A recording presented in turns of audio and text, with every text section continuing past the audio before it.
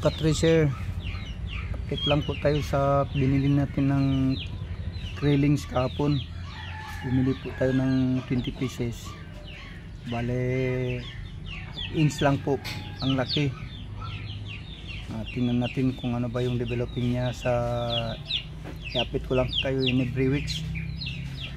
Ito yung ginawa ko ng temporary hiding house niya. Ito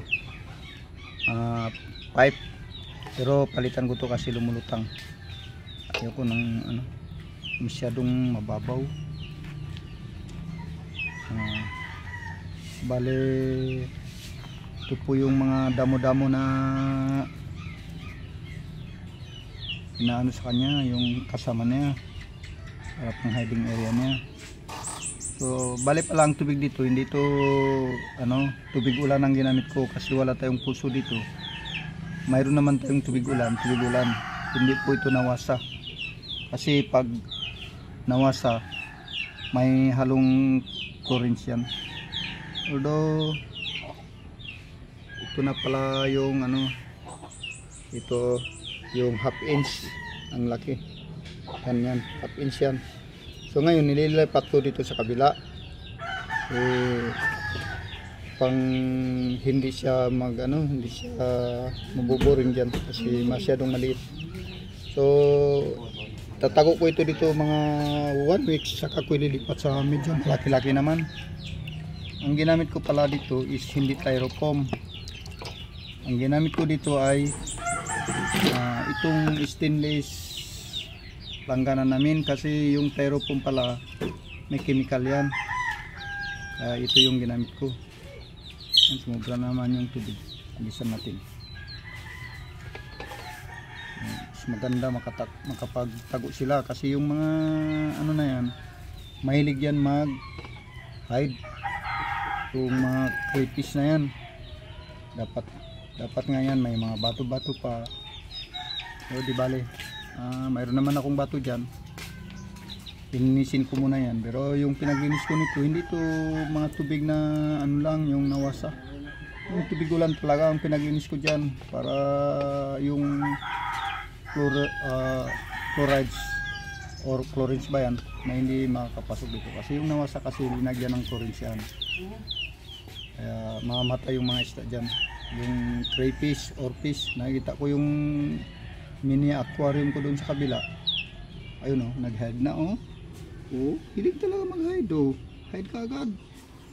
Sige, okay, hide and seek. Hindi ko pa pala ito pinapakain. Mamaya kukuha ako ng dahon ng talisay doon sa yun ang ilalagay ko dito.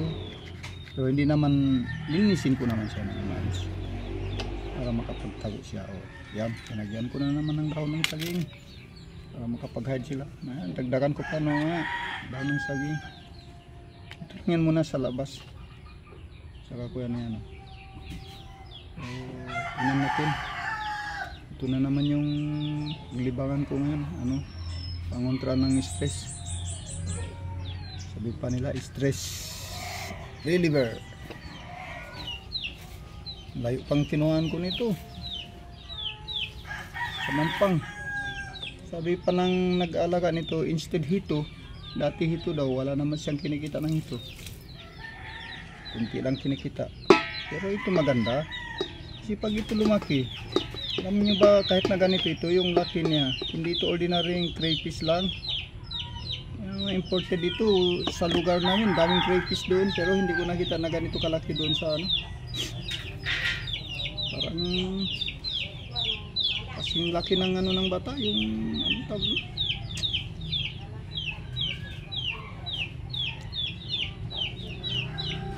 laki to. Siguro mga,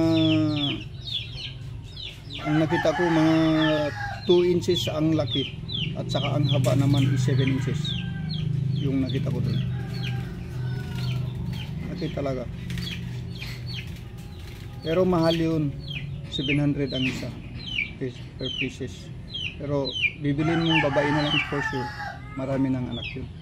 Kaso lang hindi pa ako sanay doon.